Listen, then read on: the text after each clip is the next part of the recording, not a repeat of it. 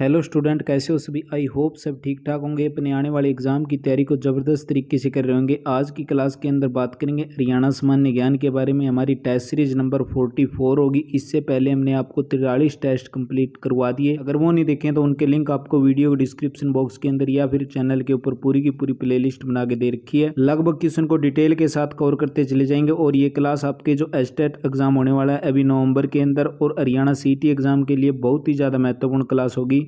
चलिए फिर ज़्यादा टाइम वेस्ट न करते हुए डायरेक्ट क्लास को शुरू करते हैं। क्वेश्चन नंबर 1, हरियाणा के सांग का प्रारंभ मेरठ के किस कलाकार से माना जाता है। ऑप्शन नंबर 2 बिल्कुल करेक्ट हो जाएगा, अभी किशन लाल भट्ट के द्वारा। यहीं से रिलेटेड एग्जाम के अंदर इंपॉर्टेंट क्वेश्चन बने तो उनके ऊपर भी डिटेल से नज़र डाल लेते हैं। जैसे कि हरियाणा के अंदर अगर सांग की परंपरा की बात करें तो 1730 के अंदर इसकी शुरुआत होती है। बहुत बार एग्जाम के अंदर ये क्वेश्चन आया भी, प्रथम सफल स्वांग कौन सा था, तो शीला सेठानी था भी। और हरियाणा के अंदर अगर हम बात करें हम मेरठ निवासी किशनलाल भट्ट थे, इनको प्रथम स्वांगी माना जाता है। और हरियाणा के अंदर रामलीला और रासलीला की शुरुआत की अगर बात करें तो 16वीं शताब्दी के अंदर शुरुआत हुई थी। हरियाणा के अंदर अगर सर्वाधिक प्रख्यात नाम है वो है भी दीपचंद बैमन, जो खैरी खोदा गांव से हैं और सोनीपत के रहने वाले हैं। हरियाणा के अंदर अगर दूसरा प्रख्यात व लोक प्रख्यात नाम जांटी कला गांव से हो जाएंगे भी, पंडित लक्ष्मीचंद का हो जाएगा। अगर दीपचंद बैमन की अगर बात करें तो बहुत बार एग्जाम के अंदर क्वेश्चन देखा होगा, दीपचंद बैमन को हरियाणा का प्रथम आधिकारिक सांगी माना जाता है। हरियाणा का पहला आधिकारिक सांगी माना जाता है दीपचंद बैमन को। अगर दीपचंद के गुरु की अगर बात करें तो छज्जूराम हो जाएंगे। हरियाणा का कालिदास और शेक्सपियर के नाम से भी जाना जाता है भी। अगर पंडित लक्ष्मीचंद की बात करें तो पंडित लक्ष्मीचंद का जन्म 1903 के अंदर होता है और 1948 के अंदर इनकी मृत्यु हो जाती है। पंडित लक्ष्मीचंद के गुरु भी पूछ लिया जाता है एग्जाम के अंदर तो मानसिंह हो जाएंगे। पंडित लक्ष्मीचंद के दो शिष्य थे, एक तो मांगीराम और एक फौजी मेहर सिंह। और लक्ष्मीचंद को ही हरियाणा का तानसेन या सूर्य कवि, ये क्वेश्चन भी एग्जाम के अंदर आया है। हरियाणा का तानसेन पूछ ले या हरियाणा का सूर्य कवि किसको माना जाता है, पंडित लक्ष्मीचंद को। धर्मवीर सिंह की अगर बात करें तो हरियाणा के वर्तमान राजकीय सांगी हो जाएंगे। और राजेंद्र खरकिया को हरियाणा का सरस्वती पुत्र भी बोला जाता है भी, राजेंद्र खरकिया को हरियाणा का सरस्वती पुत्र भी बोला जाता है। पंडित रामकृष्ण व्यास का संबंध पूछे तो हरियाणा स्वांग से हो जाएंगे। हरियाणा के संत वीरबान की पुस्तक है ग्रंथ साहिब कहलाती है। और वीरबान के गुरु का नाम की अगर बात करें तो उदयदास हो जाएंगे। कुछ इंपॉर्टेंट क्वेश्चन है, इनके ऊपर भी नज़र डाल लेते हैं। अगर एग्जाम के अंदर ये क्वेश्चन आए तो आप आसानी से कर सकते हो। जैसे कि प्रथम सांगी और इनके गुरु पूछ लिए जाते हैं तो बाजे भगत के गुरु हो जाएंगे भी हरदेव, धनपत सिंह के हो जाएंगे जमुआ पीर, चंदगीराम के हो जाएंगे भी धनपत सिंह और धर्मवीर के हो जाएंगे भी चंदगीराम। नेक्स्ट क्वेश्चन देखिए, एक क्वेश्चन से रिलेटेड आपको बहुत सारे इंपॉर्टेंट क्वेश्चन करवाए। क्वेश्चन नंबर 2 क्या कहता है भी, संत सूरदास ने संगीत की शिक्षा किस आचार्य से ली थी। संत सूरदास ने संगीत की शिक्षा किस आचार्य से ली थी, वल्लभ आचार्य से। ऑप्शन नंबर 2 बिल्कुल हमारा करेक्ट हो जाएगा भी। संत सूरदास की अगर बात करें, इनका जन्म पूछ लिया जाता है तो फरीदाबाद जिले के अंदर हुआ था। और गांव पूछ ले तो गांव हो जाएगा भी, सिंह गांव के अंदर इनका जन्म हुआ था। कुछ इनकी प्रसिद्ध रचनाएं थी जैसे कि सूर सागर, सूर सारावली और साहित्य लहरी, इनकी महत्वपूर्ण रचनाएं थी। सूर सागर, सूर सारावली और साहित्य लहरी संत सूरदास की महत्वपूर्ण रचनाएं थी। और इसकी कंप्लीट पीडीएफ का लिंक वीडियो डिस्क्रिप्शन बॉक्स के अंदर मिल जाएगा। क्वेश्चन नंबर 3 देखिए, नाहर वन्यजीव अभ्यारण्य किस जिले के अंदर स्थित है। नाहर वन्यजीव अभ्यारण्य किस जिले के अंदर स्थित है, हरियाणा के रेवाड़ी जिले के अंदर नाहर वन्यजीव अभ्यारण्य हरियाणा के रेवाड़ी जिले के अंदर स्थित है। कुछ इंपॉर्टेंट वन्यजीव अभ्यारण्य उनके ऊपर भी नजर डाल लेते हैं। जैसे कि सरस्वती वन्यजीव अभ्यारण्य पूछे तो हरियाणा के कैथल जिले के अंदर हो जाएगा भी। इसको 29 जुलाई 1988 के अंदर सरस्वती वन्यजीव अभ्यारण्य के रूप में अधिसूचित किया गया था। और सरस्वती वन्यजीव अभ्यारण्य को ही सोनसर जंगल के नाम से भी जाना जाता है। सरस्वती वन्यजीव अभ्यारण्य को सोनसर जंगल के नाम से भी जाना जाता है। नाहर वन्यजीव अभ्यारण्य की अगर बात करें तो हरियाणा के रेवाड़ी जिले के अंदर है। हरियाणा के रेवाड़ी जिले के अंदर है और ये सियार, लोमड़ी और काला हिरण के लिए प्रसिद्ध है। पर्यावरण की दृष्टि से बात करें तो जून 2009 के अंदर इसको संवेदनशील क्षेत्र घोषित कर दिया था भी। भिंडावास वन्यजीव अभ्यारण्य की अगर बात करें, क्योंकि वन्यजीव अभ्यारण्य से रिलेटेड भी आपके एग्जाम के अंदर क्वेश्चन आ सकते हैं, तो भिंडावास वन्यजीव अभ्यारण्य हो जाएगा भी। झज्जर के अंदर जितने भी वास हैं जैसे कि भिंडावास, खप्परवास, ये सारे के सारे हरियाणा के झज्जर जिले के अंदर है। और ये क्यों प्रसिद्ध है, अपनी सुंदर झील के लिए प्रसिद्ध है। यहाँ पर पक्षियों की लगभग 250 प्रजातियाँ पाई जाती है। जैसे कि अगर बात करें भूरे हंस, बतख, लाल बुलबुल, किंगफिशर आदि के लिए प्रसिद्ध है। इसको भी 3 जून 2009 को पक्षी अभयारण्य के रूप में स्थापित किया गया था अभी। नेक्स्ट पर बात करते हैं अभी अबूब शहर।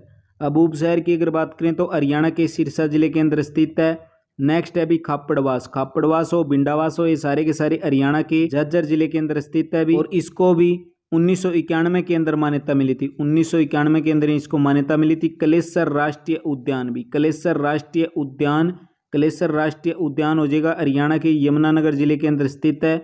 किसके लिए प्रसिद्ध है? सांबर, चीतल, भौंकने वाले हिरण, नीलगाय आदि के लिए निवास करता है अभी। और हरियाणा का सबसे बड़ा अभयारण्य हो जाएगा अभी। हरियाणा का सबसे बड़ा अभयारण्य कलेसर राष्ट्रीय उद्यान हरियाणा का सबसे बड़ा अभयारण्य हो जाएगा। इसको भी पर्यावरण की दृष्टि से संवेदनशील क्षेत्र घोषित कर दिया है अभी। बीर शिकारगढ़ वन्यजीव अभयारण्य हो जाएगा अभी हरियाणा के पंचकुला जिले के अंदर। 1975 के अंदर ये अभयारण्य बनाया गया था। नेक्स्ट पर बात करते हैं अभी छिलचिला वन्यजीव अभयारण्य। छिलचिला वन्यजीव अभयारण्य हो जाएगा अभी हरियाणा के कुरुक्षेत्र जिले के अंदर स्थित हो जाएगा। छिलचिला वन्यजीव अभयारण्य क्यों प्रसिद्ध है? शीतकालीन पक्षियों को आकर्षित करता है अभी। शीतकालीन पक्षियों को आकर्षित करता है। सुल्तानपुर राष्ट्रीय उद्यान की अगर बात करें, हरियाणा के गुरुग्राम जिले के अंदर स्थित है। सुल्तानपुर राष्ट्रीय उद्यान हरियाणा के गुरुग्राम जिले के अंदर स्थित है।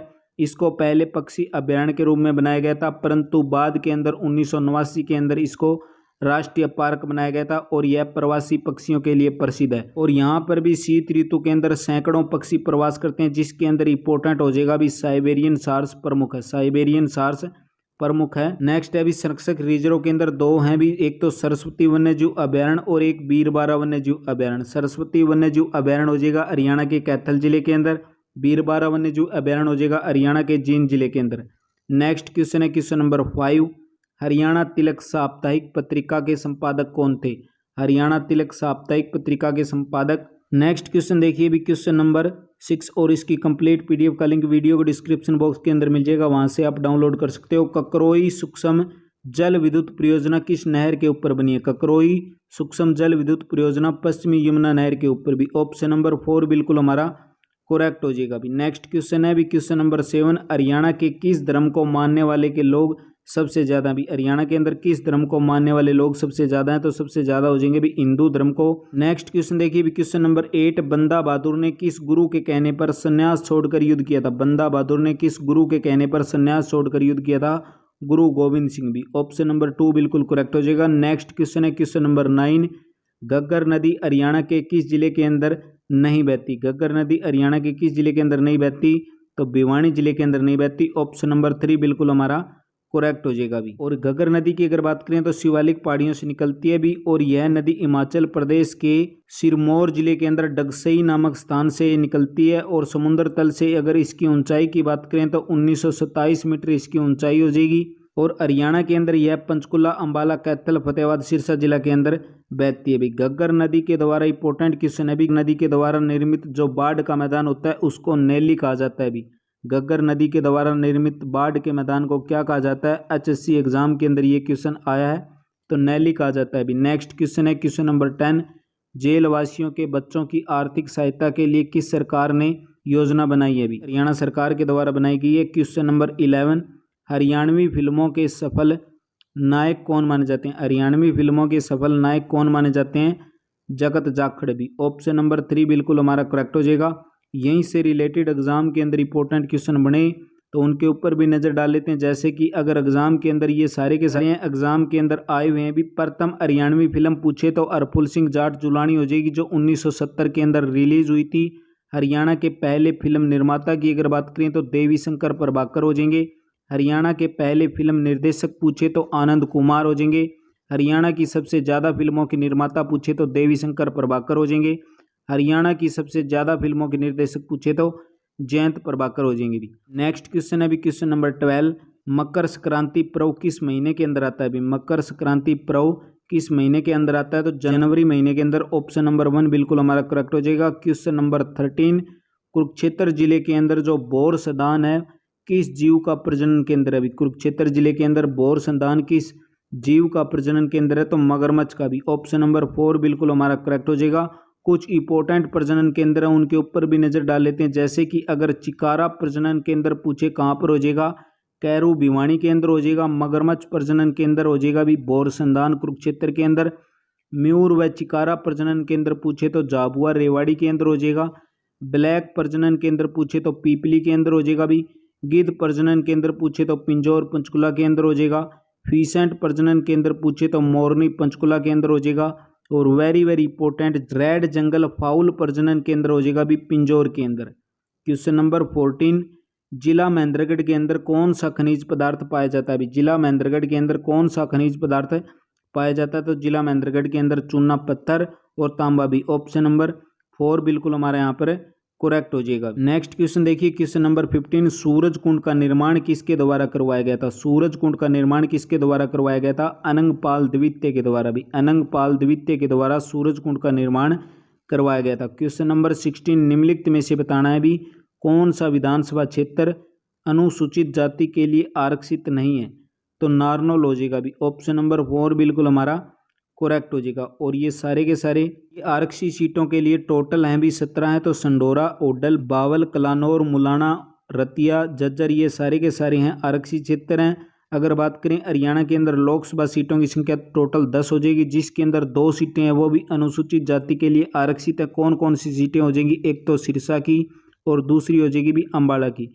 हरियाणा के अंदर अगर राज्यसभा की सीटें पूछे तो 5 हो जाएंगी। क्वेश्चन नंबर 17, असहयोग आंदोलन के प्रमुख नेता हरियाणा के अंदर कौन थे। असहयोग आंदोलन के प्रमुख नेता हरियाणा से भी थे लाला लाजपत राय। इनका राजनीतिक संबंध पूछे तो हिसार जिले से हो जाएगा भी। राजनीतिक संबंध हो जाएगा इनका हिसार जिले से। क्वेश्चन नंबर 18, 1857 की क्रांति के अंदर हरियाणा के किस जिले का योगदान रहा था भी। 1857 की जब क्रांति हुई थी, हरियाणा के किस जिले का योगदान था, तो गुरुग्राम, रोहतक और हिसार। उपरोक्त सभी हमारा राइट आंसर हो जाएगा। 1857 की क्रांति के अंदर हरियाणा के गुड़गांव, हिसार और रोहतक जिले का योगदान रहा था भी। क्वेश्चन नंबर 19, हरियाणा के किस भाग के अंदर सबसे कम वर्षा होती है। हरियाणा के अंदर किस भाग के अंदर सबसे कम वर्षा होती है, तो दक्षिण पश्चिम भाग के अंदर भी। ऑप्शन नंबर 4 बिल्कुल करेक्ट हो जाएगा। दक्षिण पश्चिम भाग के अंदर वर्षा कम होने के कारण अरावली की पहाड़ियाँ भी।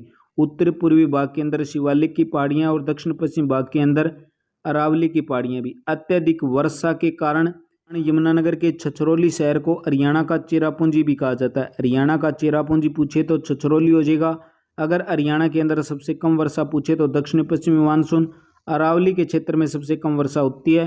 और हरियाणा के अंदर अगर जुलाई और सितंबर के मध्य और दक्षिण पश्चिमी मानसून पवनों के द्वारा वर्षा होती है। हरियाणा के अंदर जुलाई और सितंबर के मध्य जो वर्षा होती है दक्षिण पश्चिमी मानसून पवनों के द्वारा होती है। ये क्वेश्चन भी एचएससी एग्जाम के अंदर आया हुआ था भी। क्वेश्चन नंबर 20, पानीपत की जो तीसरी लड़ाई होती है उसका संबंध किससे था। पानीपत की तीसरी लड़ाई का संबंध काला अम्ब पर हुई थी भी। ऑप्शन नंबर 2 बिल्कुल हमारा करेक्ट हो जाएगा। काला अम्ब के अंदर 1761 के अंदर युद्ध होता है भी। पानीपत का तीसरा युद्ध अफगान सरदार अहमद शाह अब्दाली और मराठा सदाशिव राव के बीच ये युद्ध होता है। 1761 के अंदर ये युद्ध होता है और इस युद्ध के अंदर मराठों की बुरी तरह से हार हुई थी और इसी स्थान को हरियाणा सरकार के द्वारा वार हीरोज मेमोरियल विकसित किया गया है। क्वेश्चन नंबर 21, सोनीपत जिले के राई नामक स्थान पर खेलकूद स्कूल का क्या नाम है भी। सोनीपत जिले के राई नामक स्थान पर खेलकूद स्कूल का क्या नाम हो जाएगा, मोतीलाल नेहरू खेलकूद स्कूल भी। ऑप्शन नंबर 2 बिल्कुल हमारे यहाँ पर करेक्ट हो जाएगा। सोनीपत जिले के राई नामक स्थान पर यह स्थित है भी। क्वेश्चन नंबर 22, पश्चिमी यमुना नहर के द्वारा हरियाणा के किस जिले के अंदर सिंचाई की जाती है। पश्चिमी यमुना के द्वारा रोहतक जिले और सोनीपत और करनाल जिले के सिंचाई होती है। ऑप्शन नंबर 4 बिल्कुल हमारा करेक्ट हो जाएगा अभी। पश्चिमी यमुना नहर कहाँ से निकलती है, तो ताजेवाड़ा नामक स्थान से निकलती है और ये क्वेश्चन भी एचएससी एग्जाम के अंदर आया हुआ था। इसकी लंबाई भी पूछी थी एक बार, 3226 किलोमीटर इसकी लंबाई हो जाएगी। तो ये कुछ इंपॉर्टेंट क्वेश्चन थे जो आपको कवर करवाए। क्लास कैसी लगी कमेंट बॉक्स के अंदर अपनी प्रतिक्रिया जरूर दें। इस क्लास की पीडीएफ का लिंक वीडियो के डिस्क्रिप्शन बॉक्स के अंदर मिल जाएगा, वहां से आप डाउनलोड कर सकते हो। आपसे यही उम्मीद है क्लास को ज़्यादा से ज़्यादा लाइक और शेयर करें। मिलते हैं फिर इसी तरह नेक्स्ट वीडियो के अंदर। और नेक्स्ट क्लास होगी हमारी HSC previous year question paper, जो इंडिया जीके की क्लास शुरू की गई थी। आधुनिक भारत के इतिहास के पार्ट 1 को हमने कंप्लीट किया था। पार्ट 2 की क्लास आज आपको देखने को मिल जाएगी भी।